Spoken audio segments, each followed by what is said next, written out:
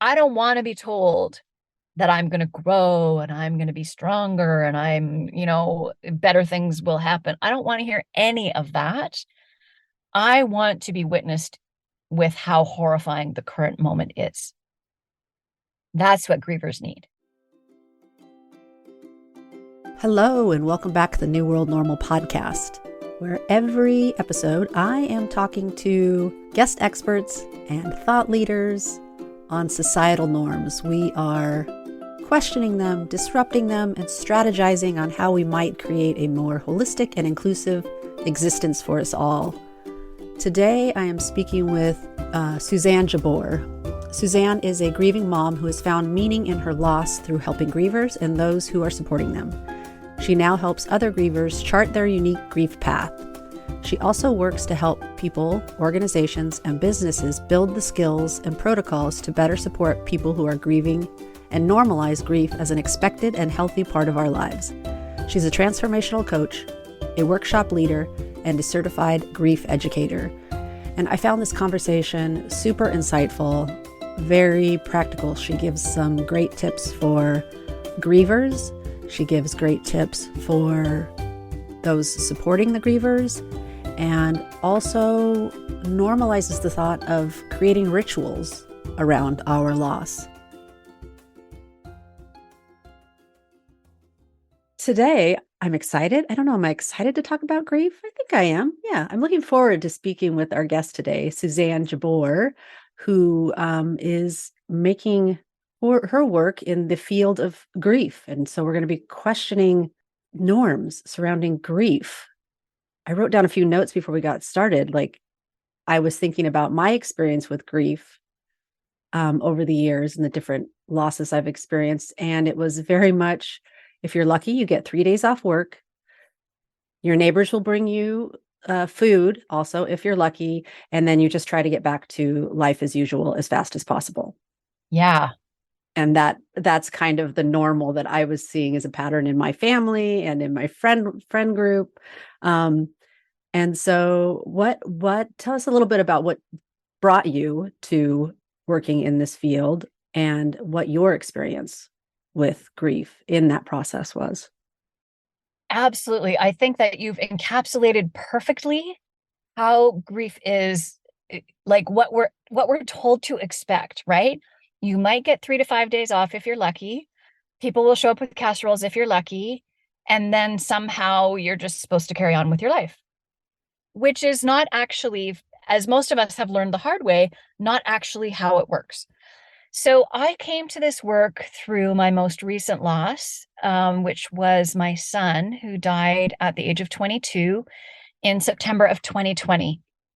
And unlike the losses I'd experienced before, where I was at least able to pretend that, what you've described was doable, this time I couldn't. There was no version of what society expected, or it's not even what society expects. It's almost what the capacity is. We're so grief phobic and grief illiterate that we just don't want to deal with it for that long because we don't really know how. And then we feel uncomfortable and it's just bad for everyone. But for me, the loss of a child was a whole next level experience and really taught me that I had to question everything I thought I knew and learn everything I could about how it really works. And that's led to me really wanting to open conversations about grief and how it works, how we can better support each other when it happens, what businesses can do, because that 3 days off, you're not showing back up as you were before, fully functioning, able to do your regular workload, pretend nothing's happened. None of that is true. And so if we can talk about it, especially if we can talk about it when we're not in the midst of it or in those acute early days, then we can create an expectation that's more realistic, where we actually understand that there are physical symptoms we might want to expect to happen to us, and not that when they happen, we feel like there's something wrong with us or we're losing our mind, right? That we should expect our employee to come back and, yes, probably want to be at work. Certainly for most of us, financially need to be at work, and also want to feel like they're somewhat functional and they can be successful. And how could we create a scaffolding around them to allow that to be the reality? None of that is in place right now for most of us. I'm pretty comfortable saying for almost all of us. And so my mission really has become to do everything that I can to make people understand or help people to understand that grief is a normal part of our life. It's going to happen to all of us. We're going to face grief for losses big and small, for losses of people and all kinds of other losses. And if we can normalize that and make it something that we expect, and so then we build skills around and we build tools around and we have mindsets about, then this can actually be a healthier experience for everyone. Because right now it's really bad for everybody. It's bad for the griever because after those 3 to 5 days, most people who you thought you could count on scatter for all kinds of good reasons. So it's hard for the griever. You're left isolated and confused. And for the people that want to support someone who's grieving, they feel scared because they don't know what to do. They don't want to do any harm. They don't want to do the wrong thing. They don't know what the right thing is. And so they get kind of caught up in doing nothing. So now we're all isolated. We all feel badly and nobody's healing. So this is not the way we should continue to carry on. 100%. So much of what you said resonated with my own experience. And first, I wanted to stop and take a minute to acknowledge your loss. Like, that is horrible. And that's really not that long ago, September of 2020. Yeah, 2.5 years. And as a parent, I know it's one of those things that you have difficulty even contemplating. Mm-hmm. So I can imagine when it happens to you, what a roller coaster and spiral of uncertainty you find yourself in. And without the scaffolding, as you describe it, or the structure to deal with it in any kind of meaningful way is horrible for you. And like you said, it's horrible for all of us, the grieving and the ones that want to support, because I found myself in both sides of that coin, where I remember when I was experiencing a lot, everyone kept saying, "Oh, just let me know. I can come help. I can come help." And I'm like, "Well, I'm here every day." Like, and nobody would come. I'm here doing this every day. If you want to come over, well, just let me know. Okay, I just did. And I get it because I've been on the other side. Like, I want to be there for you, but I really have no idea. And I am terrified I'm going to say the wrong thing, because I do that quite regularly, as my listeners have probably heard me do it a few times, stick my foot right in my mouth. But, and that's where I want us all to get a little more comfortable and try and have these conversations, is doing something is better than nothing. And hopefully your friend or loved one is going to have the grace that, like, oh, they're trying, they're here. Even if you happen to say the worst line of advice of time heals all wounds. Oh, They will roll their eyes, but they will know that you are meaning, you're well intending. Yeah. Yeah. And I jokingly say, when people say, well, what should I say? I wish that there was a magic phrase or sentence or couple sentences that I could say, I found it, here's the golden ticket. There isn't one. What I will say is, and I say this jokingly because we need a little bit of levity with this, hard topic for people. If you heard your Aunt Mildred say it to your mom at your grandma's funeral, you probably shouldn't say it, right? All those old platitudes and cliches, we've outgrown them. They don't serve us anymore. And some of them actually do harm. And the problem with most of them is that so much of the subtext, like if you say to someone, oh, they would want you to be happy. Someone said that to me, and I did very, very well to not punch them in the throat because it made me so angry. Because what that meant to me was that this person who I had thought it was safe to grieve with, it wasn't. Because my son didn't want me to be happy. I mean, of course, ultimately, he wants me to be happy. In that moment, he doesn't get a vote anymore, frankly. And so it's actually you that want me to be happy. It's you who are comfortable with my sadness and my emotions. Oh. So it's isolating. It pulls us apart instead of bringing us together. So someone who really, and as you say, I got to the point where I just had to listen with my heart.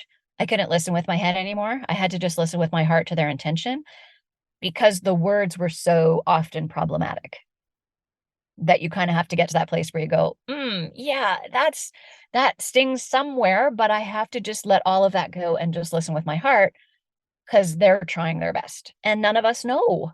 And how silly is that? It's going to happen to all of us and we're not talking about it and we don't know. It doesn't make any sense to me. Yeah, and I can relate to that, the anger of a platitude being shared with me and wanting to throat punch and really not sure why. Like, I know they're trying, what they're saying, they believe is, it was someone who told me, like, you're so strong. And I just wanted to be Uh, like, the worst. Because they're saying that to you when, first of all, I don't want to be strong. Like, yeah, like I I need did to not sign actually, up for this. I need permission from you to not be strong and to actually be a hot mess. Hmm. So, first of all, they're taking away that permission for you to grieve, right? By saying, oh, you're so strong. Oh, so now I need to be strong with you. Hmm. Excellent. Good to know. I need to go find someone else I can grieve with. But it's also like, I didn't need an opportunity to display my strength or earn more of it, frankly. Hmm. Like, Yes. so this kind of thought that like this thing happened to you so you could display and gain strength is also hurts us, right? It makes us go, oh yeah, no, no, all of that, no.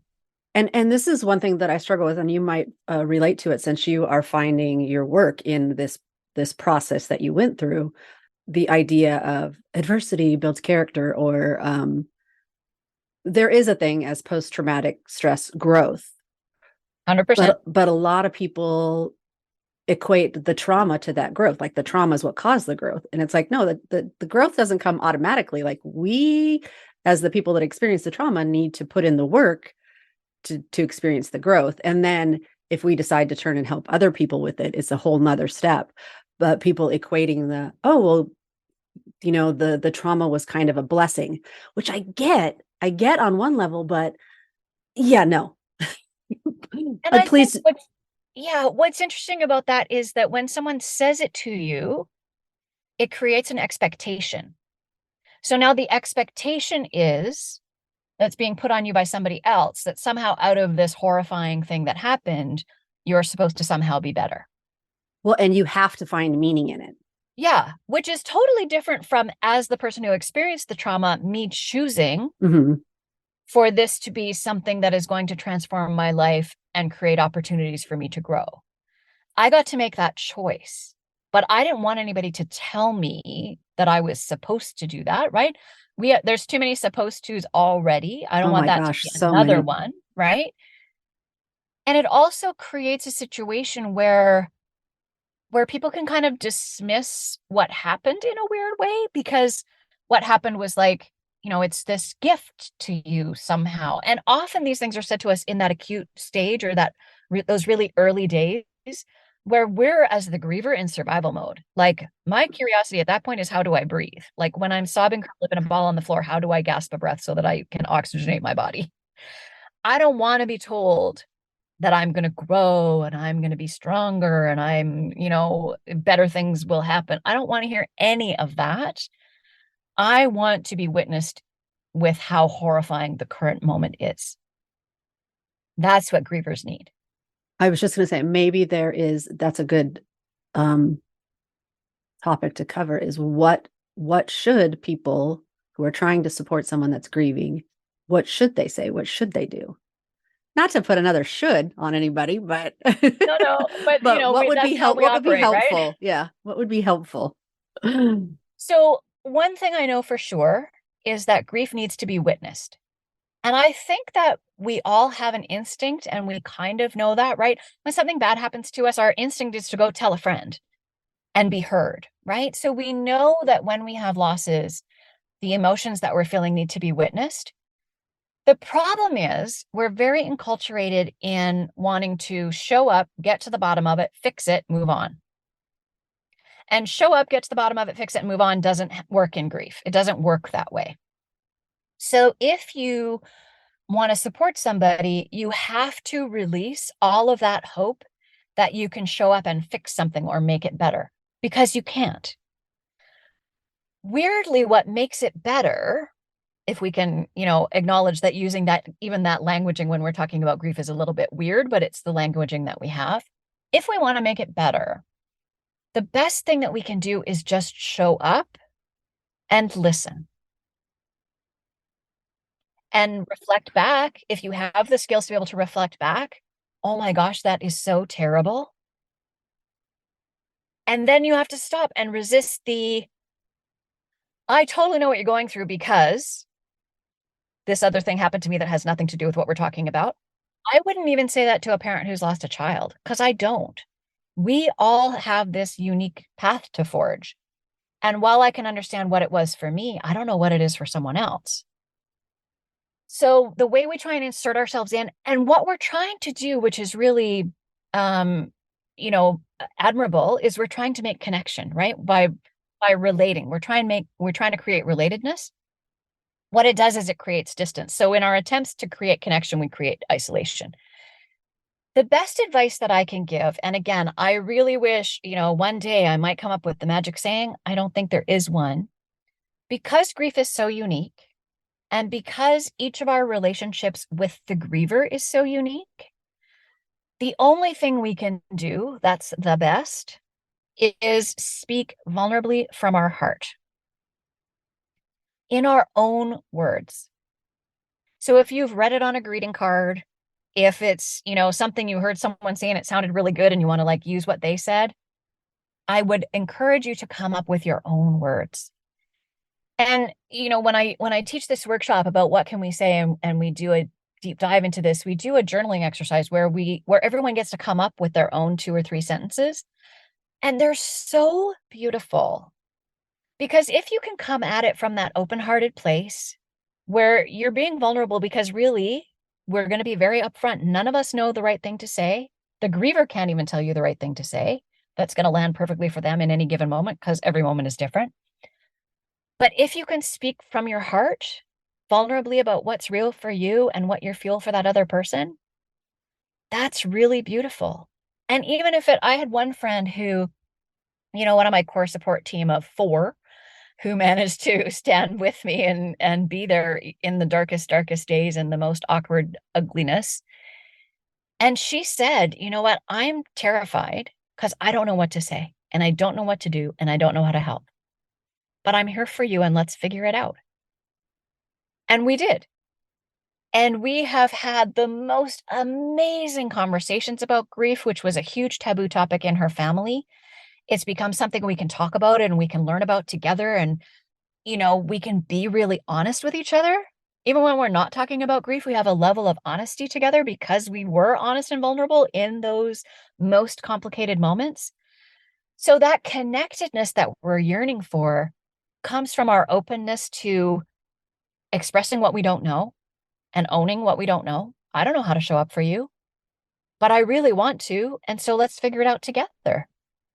Gosh, that really makes so much sense. And it sounds so simple, but also in practice, we know that's probably one of the most difficult things to do is to show up open-hearted and be vulnerable.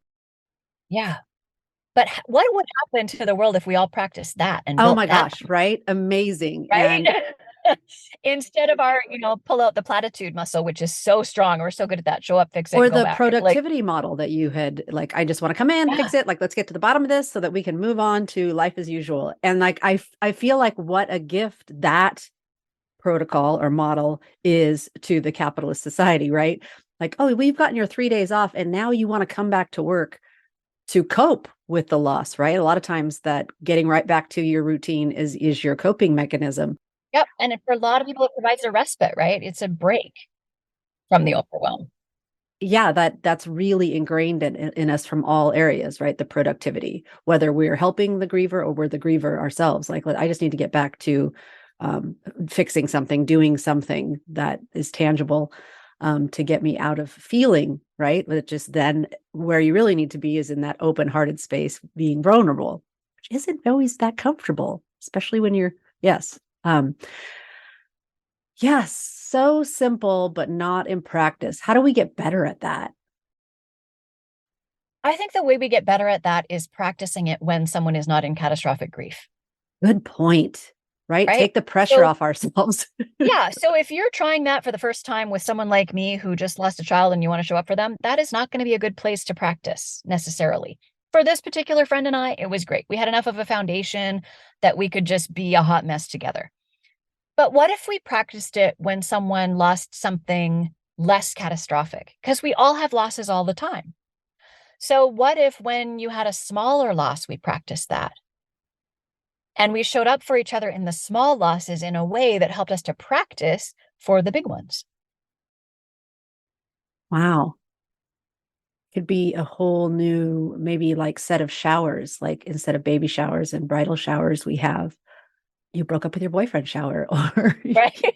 you're getting a divorce shower. I don't know. I'm being silly now, but But you're bringing up something really interesting. So we have this whole, as a collective, this whole way we show up for people when they're pregnant and expecting and have a baby.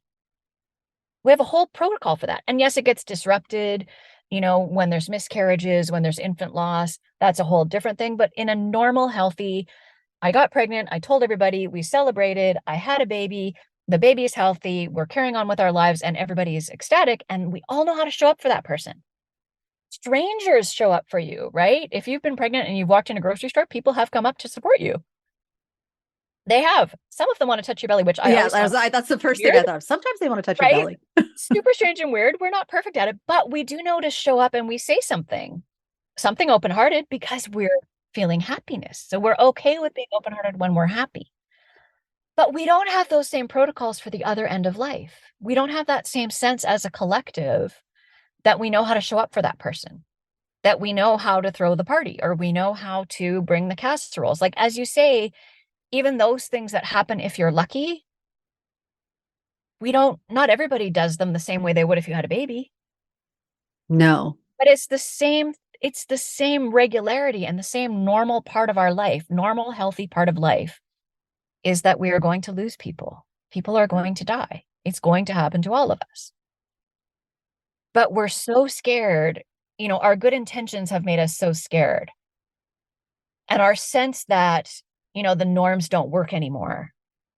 Because I think at a subconscious level, we get that. That's why we hesitate. And that's why we don't want to say the things we heard our Aunt Mildred say, because we know they don't really work anymore. But then we haven't figured out what works instead.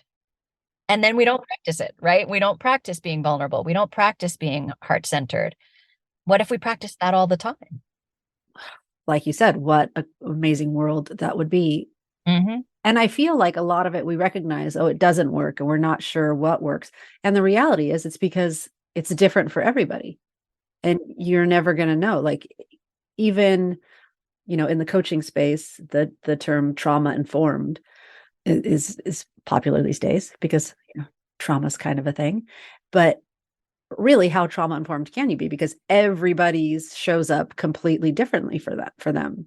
So you might think you're operating in the most trauma informed way, and you still might trigger somebody. It's just like, that's just the life we live in, the world we live in. So doing the best that we can. And where was I going with this point of, I think I was just going with the point that it's different for everybody. Like, we used to think that there would be the stages that we went through in a linear fashion. Well, we quickly realized, well, maybe it's not linear. Maybe I'm doing this step and then this step, and then I'm going back to that step. And then this step's going to show up again.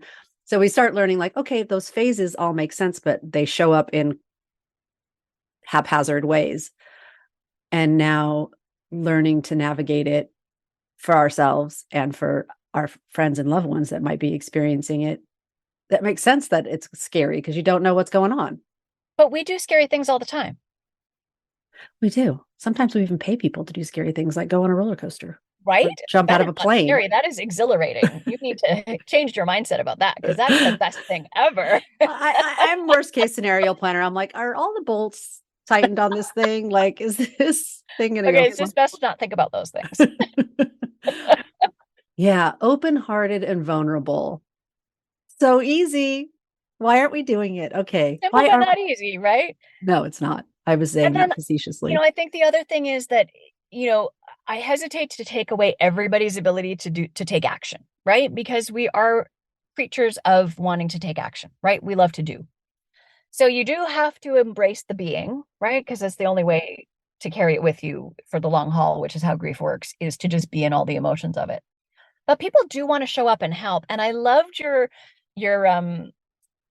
framing of, like, anything you need, let me know. Like, I'm here for you. And you're like, I'm here all week. Like, tip the waitress. Like, I'm doing this full time. So pop in any day. I'll be grieving, right? The problem with that too, though, is that for the most part, the grievers, especially in the early days, which everybody gets to define for themselves. For me, there was a big transition at the 2-year mark, which I felt like I sort of moved out of early grief. So it's a lot longer than you think that people need your help. What I would say is if you're someone who loves to take action and that's your sweet spot and you are taking baby steps, practicing this open-hearted vulnerability thing we're talking about, there are ways to take action that are really helpful. And the best way is with something really specific and really tangible. Let me know if you need anything is too much for the grieving brain to process. I don't even know what I'm doing 1 minute from now. I don't know if I'm going to be hysterical or sobbing. I don't know how I'm going to make it through the day till I get to go back to bed, right? I can't conceive of what you might be able to do for me. If you reached out and said, hey, I'm going to the grocery store. Do you need milk? I know the answer to that question. And if I don't, I can go to my fridge and open it and say, I don't need milk, but could you bring me some bread or bananas or whatever it is?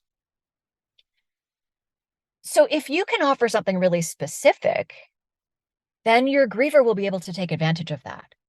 So if you really want to actually do something for them, that's my suggestion. Come up with something really specific. And if there's something you're really good at or you love or is easy for you, offer that.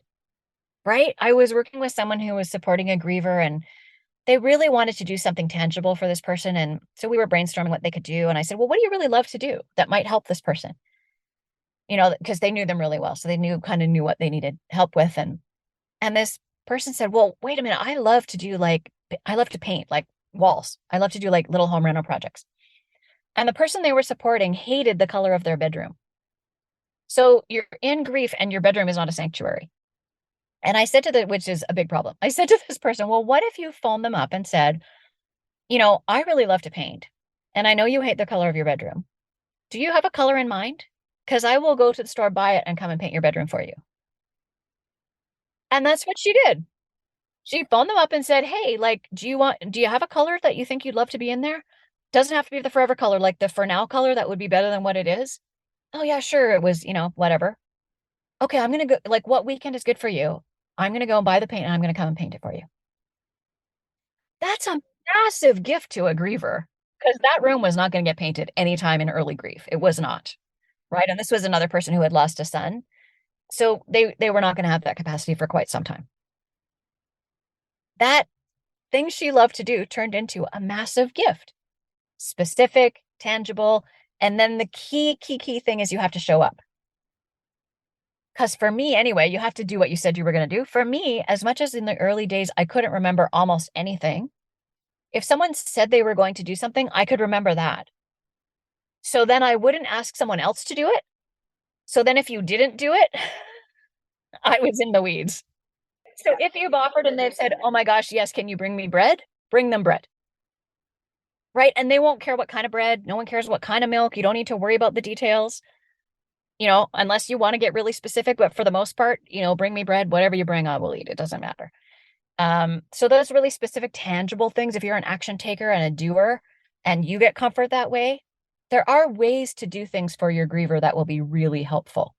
And that leads to the other part of the grieving process that nobody talks about, like the practical side of it, like all the things that happen after someone dies. I'm sure it's a little different when you lose a child, but when someone is an adult with their own household, like all the filings and all the stuff and like the estate, quote unquote, when there's really nothing was planned and probate attorneys and that whole rigmarole that isn't quick nor easy and nobody really talks about. Yeah. Yeah.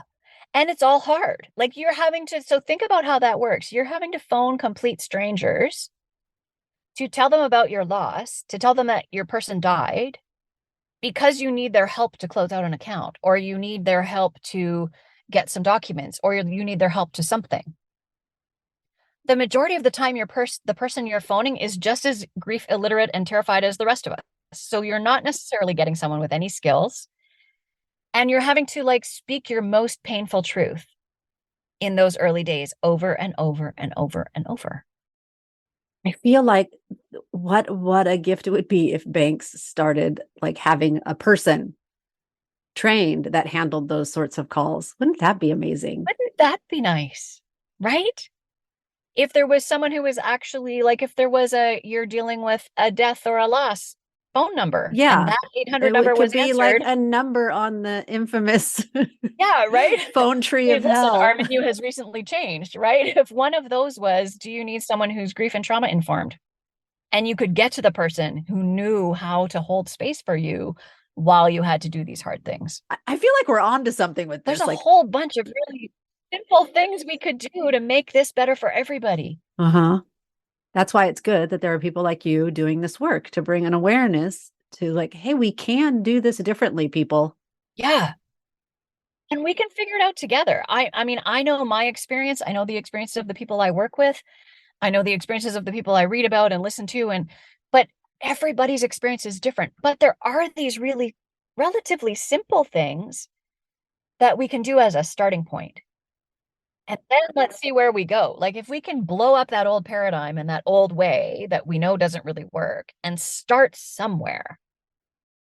And the reality, like one thing you learn as a coach is you don't have to say anything. Like a lot of times, you just being there and holding the space to allow the other person to say what they need to say or feel what they need to feel or cry and sob, whatever they need to get out. Just being there is a help.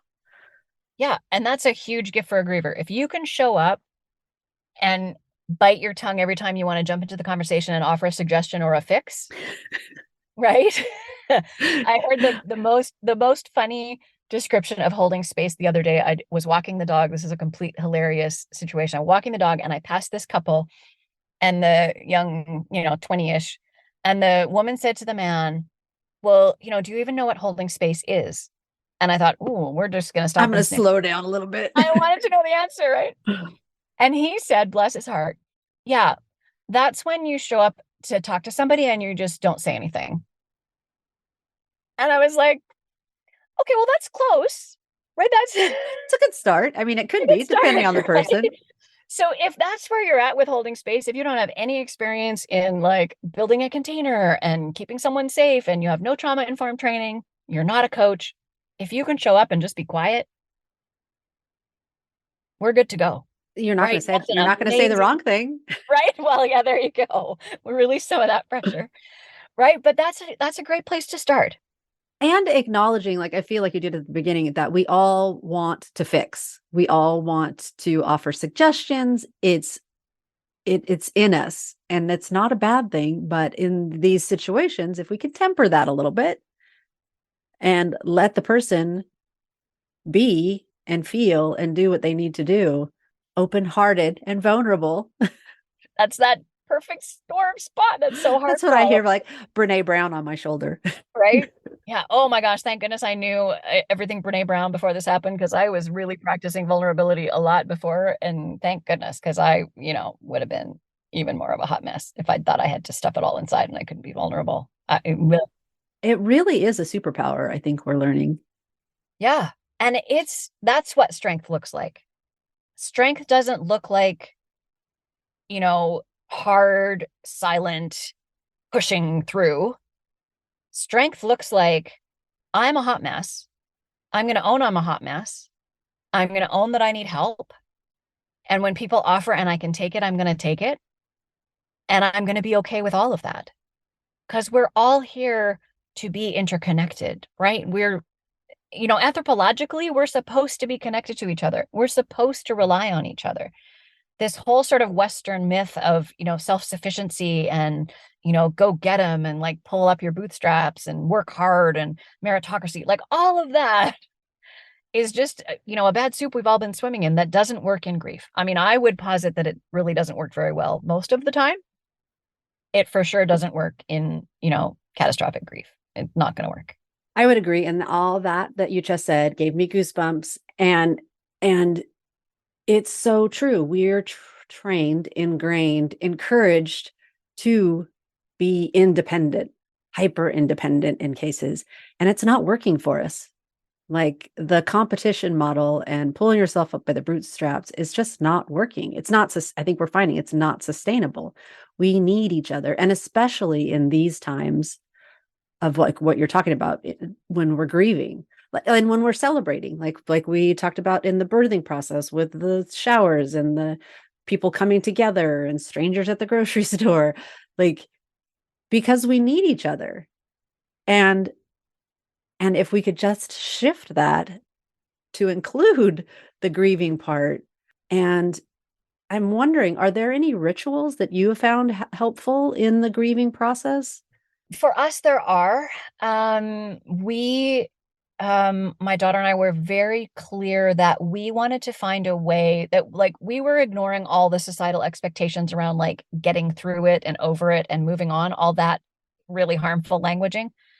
Um, because we will move forward with Ben. There's no version of my reality where I want to leave him behind. And so I think we do a disservice to grievers with that idea that you're supposed to get over it, because if I get over it, then what happens to my person?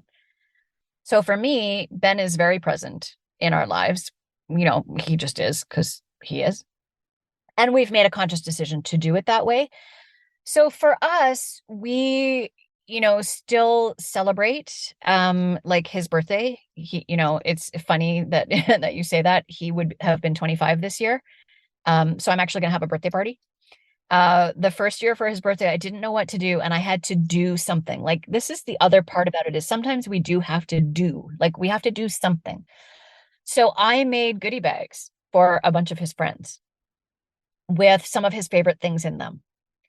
And the activity that it took me about a month. I gave myself, I had this idea quite, about a month and a half before his birthday, because I knew I had to do something. I thought, oh my gosh, what if I did goodie bags? And so I did these goodie bags of like his favorite hot sauce. I'm trying to think of what all was in there. His favorite hot sauce. I mixed old fashions. He loved cocktails, fancy cocktails. So I mixed old fashions. So there was a mason jar full of old fashions, his favorite hot sauce, this sauce that we used to make guacamole that he just loved, um, birthday cake flavored Oreos. Anyway, there was about 5 or 6, weird little things in there. And I made these goodie bags up for his friends because I wanted to acknowledge, right? We do need to create rituals. So we've done that very thoughtfully. Things around his birthday. So for us, his death anniversary is really complicated because he died 4 days before his sister's birthday. So that week is really complicated. So we made a pledge to each other, my daughter and I, that we would spend that week together for as long as we needed to. So the first year we went away, we've been away both of those weeks. We've gone to places that had significance and created a ritual that I call revisiting and reclaiming. So for us, we traveled a lot. We love to travel, big trips and little trips. We just love to travel and experience new things. And I knew that I didn't want those places we had enjoyed so much with him to become places we couldn't go because it was too painful. So we decided what we needed to do was go there purposefully with the intention of revisiting that place and remembering all of the things we had done with him, all the fun things, the special, all those special times. And then to really consciously talk about, okay, but then what is this place going to be to us in the future? Is it somewhere we want to visit again, or is this closure and we don't really feel the need to come back here? And if it's somewhere we want to keep being able to visit, what would that look like? Do we come and do some of his favorite things that we did together and some new things? Do we ignore his favorite things? Well, no, that didn't feel right. So a lot of it is about really being conscious and doing it with purpose and just creating those ways to carry your person with you.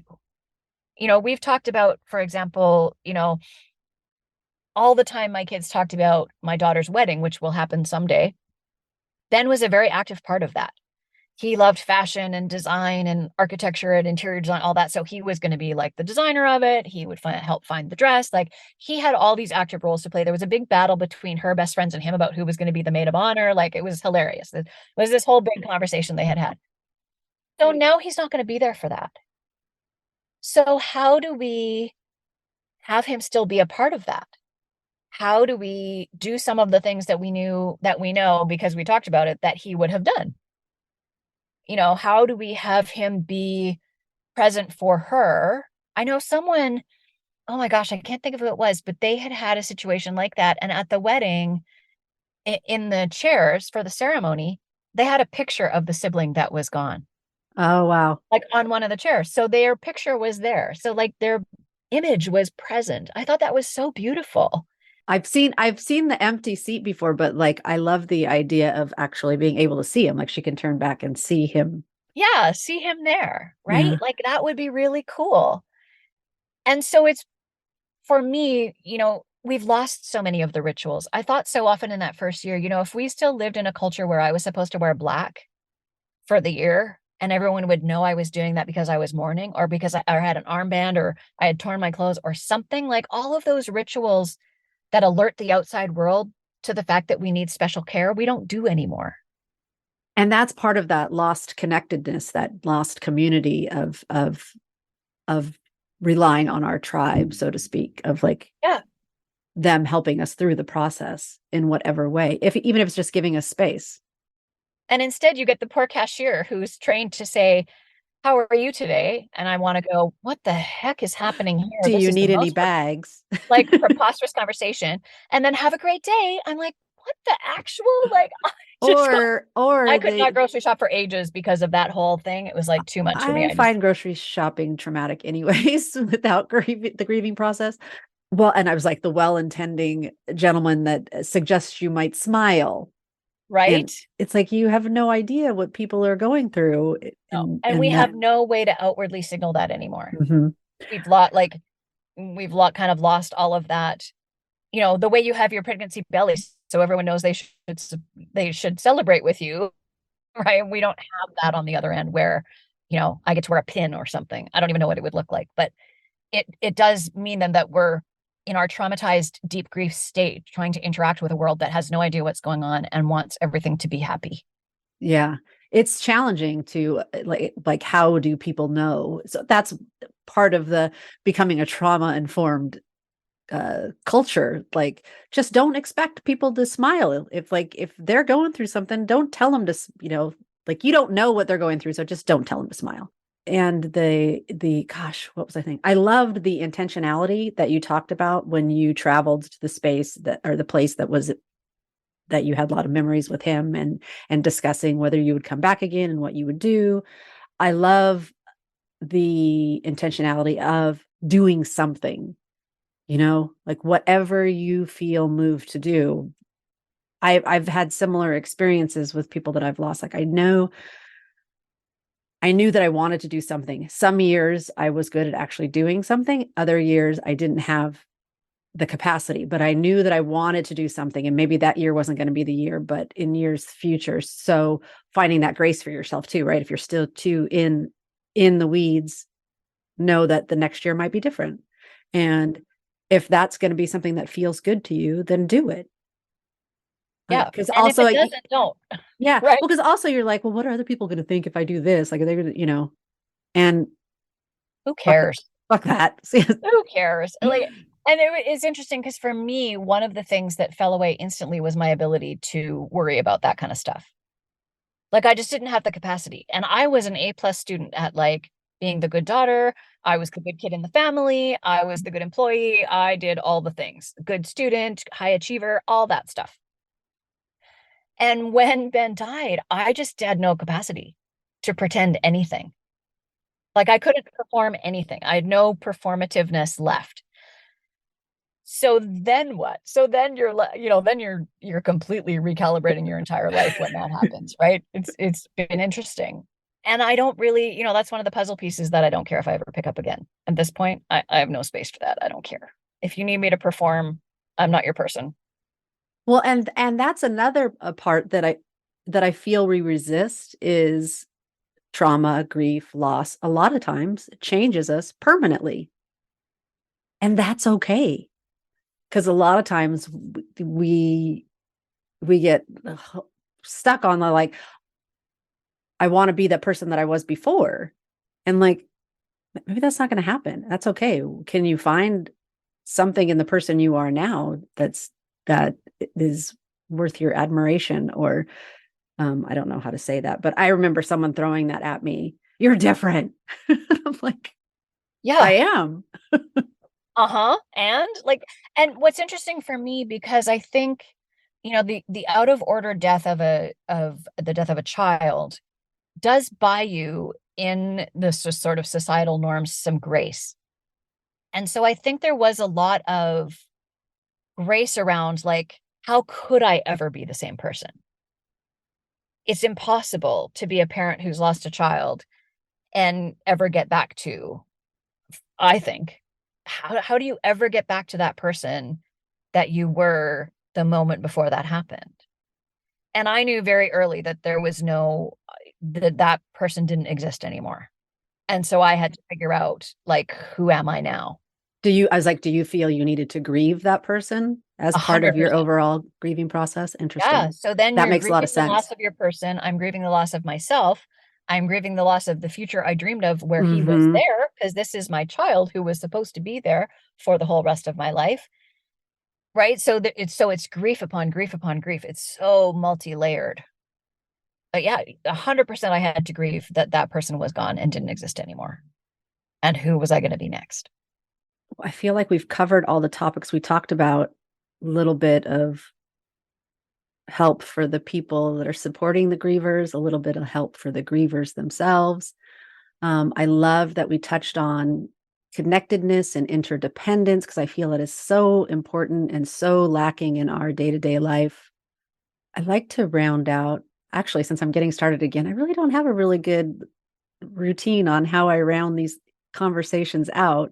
But one of my go tos is, how are you taking care of yourself? I'm a firm believer that those of us who want to stay engaged in public discourse and things that are happening in the world need to really lean on self-care, because we need to be able to take care of ourselves so we can engage and interact with current events.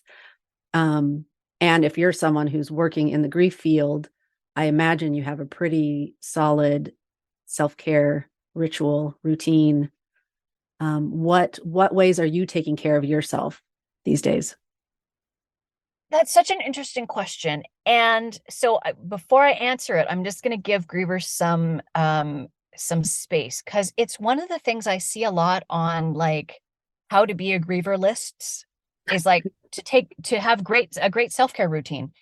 My entire self-care routine, which was pretty good on, September 25th, completely fell apart. I had no capacity to meditate. I had no capacity to exercise. I had no capacity to walk outside. I had no capacity for any of that. I kept drinking water. That was about the only thing I maintained from my self-care routine. So I want to give grievers some space to be okay with that, if that's the reality for you, as it was for me. What I do now is I find a lot of comfort in nature. Nature's always been a really comforting place for me. Um, and one of the things, hilariously, in the way that grief kind of forces you to become an expert at holding paradox, one of the things that we did is we got a dog. So along with all the other people working from home in COVID that got a dog, we got a dog. And what's been really interesting in that is, probably earlier than I would have without him, I had to get out of the house. I had to go for walks on a regular basis. I had to take care of another creature, right? I mean, I was obviously was taking care of my daughter, but she's a grown woman. She didn't need, care of, like, feeding and, being taken to the bathroom, which the dog did. So there's something about that regularity of needing to move my body, to get out of the house, to go breathe air that's, fresh and blowy. That was really helpful. So I really find regular exercise super helpful. I'm just now, so this is the 2.5 year mark. So for grievers out there that are struggling to feed themselves in a way that's healthy, I'm just getting the capacity back to do that now. So what I would say is, if that's true for you, find someone who loves to cook, send them your recipes, get them to cook what you want to eat, because some of us don't want the random weird casseroles you've brought up. Ask what they would like you to make them, and then make them that. Anyway, for another handy tip. So really getting back to healthy eating. Water is huge. You have to hydrate, because you're crying a lot. You have to hydrate. But really, that sense of sleep. I need sleep. I am a sleep person. So I have a really strict go to bed early kind of sleep routine, because I wake up really early. So sleep, water, move your body, meditation. Yeah, that's kind of my foundation. I just want to acknowledge the part about giving yourself the grace if you don't have the capacity to do any of the self-care. I find that to be true for so many people that when we need it the most, Yeah. it's when we're like, yeah, that is Yeah. Not not happening. happening. Nope. And that's where I slip into, okay, what is the smallest thing I can do? Or even if I don't do it intentionally, I can look in hindsight because I was in having one of those spells and I was down on myself, like you're feeling crappy and you're not taking care of yourself. And so then that's spiraling on top of it. And I said, wait, hold on. Because What? never did that help. Yeah. What Yeah. am I doing? What am I doing? Okay. I'm walking the dogs because we too got a COVID puppy. I took a shower.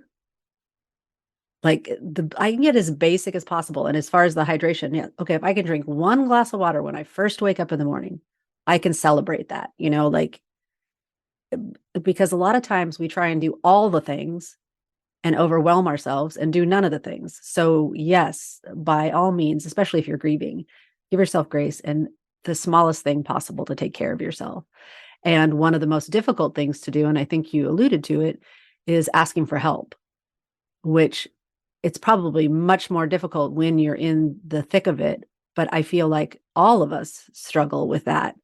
And that leads back to that interconnectedness and us depending on each other a little bit more to get through the good and the bad times.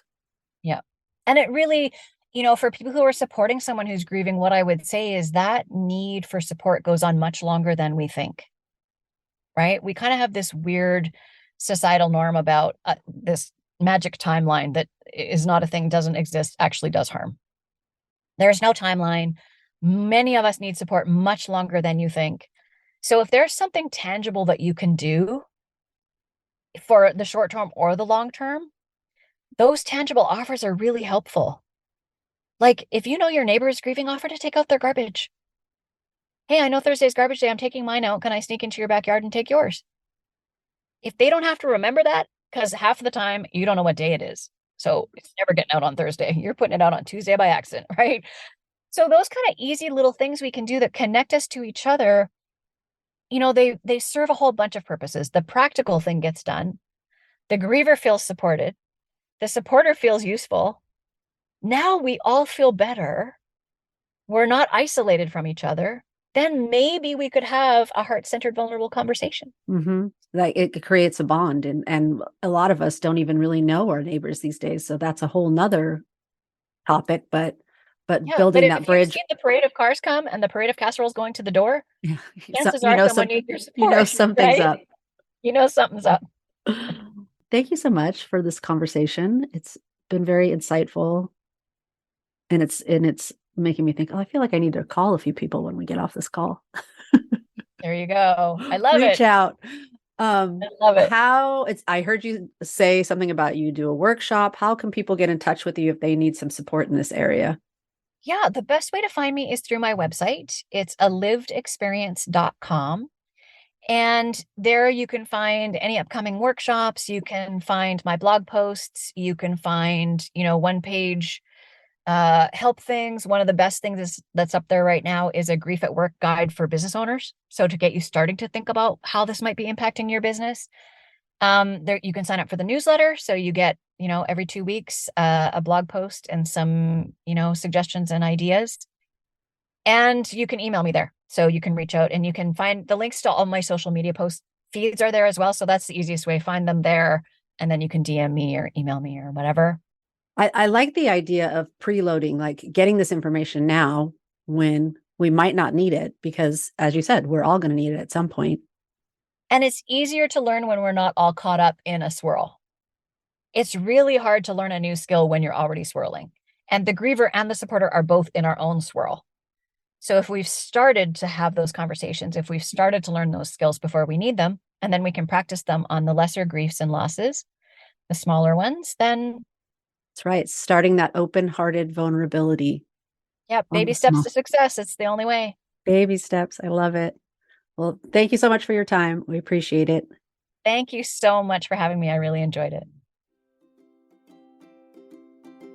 Wow, I loved so much about that conversation. I hope you got a few tidbits from that. And if you or anybody you know is struggling with the grieving process right now, please reach out to Suzanne. And if you are looking for a virtual community to practice some of that open-hearted vulnerability and interdependence with, check out the New World Normal Collective.